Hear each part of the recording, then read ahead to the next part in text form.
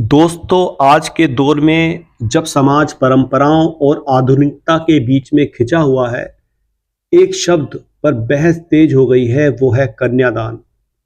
कई लोग कहते हैं कि ये शब्द गलत है क्योंकि बेटी कोई वस्तु नहीं जिसे दान किया जाए।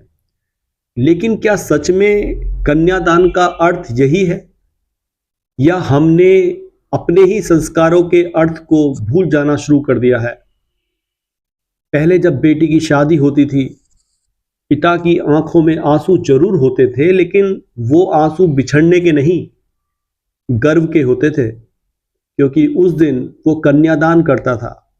वो क्षण पिता के जीवन का सबसे पवित्र क्षण होता था, जब वह अपनी बेटी का हाथ किसी योग्य वर के हाथ में रखकर मन ही मन कहता था, आज अपनी सबसे प्यारी अमानत तुम्हें सौंप रहा हूं। उसका आदर करना, उसका ख्याल रखना, वो दिन केवल शादी का नहीं होता था, बल्कि संस्कारों के हस्तांतरण का होता था। दोस्तों, बेटी मायके से विदा होकर ससुराल जाती थी, लेकिन अपने साथ लेकर जाती थी अपने घर की सीख, अपनी परवरिश की खुशबू और अपने माता पिता की आस्था। मगर आज का समय बदल गया है। अब बहुत से लोग कहते हैं कि कन्यादान जैसे शब्द पुराने हो चुके हैं।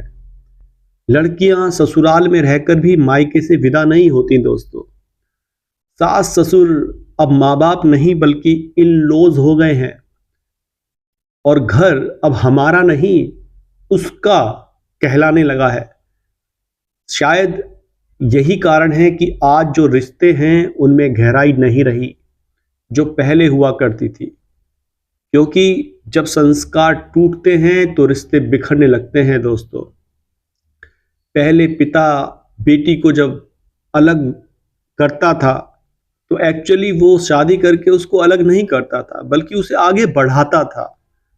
लेकिन आज हम बेटी को स्वतंत्र बनाते बनाते उसे संस्कारों से ही स्वतंत्र कर रहे हैं। दोस्तों, कन्यादान का अर्थ कभी छोड़ना नहीं था, ये तो जोड़ना था।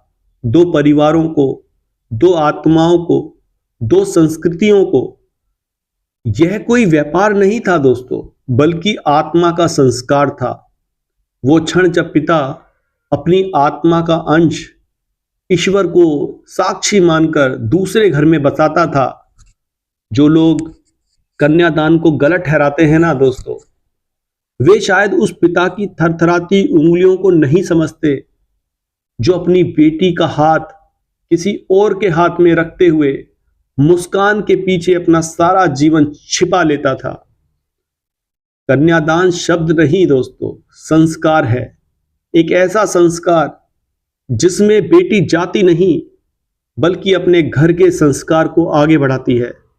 जिस दिन हमने इसे खो दिया, उस दिन हमने सिर्फ एक परंपरा नहीं बल्कि संस्कृति की आत्मा को खो दिया है। दोस्तों, धन्यवाद।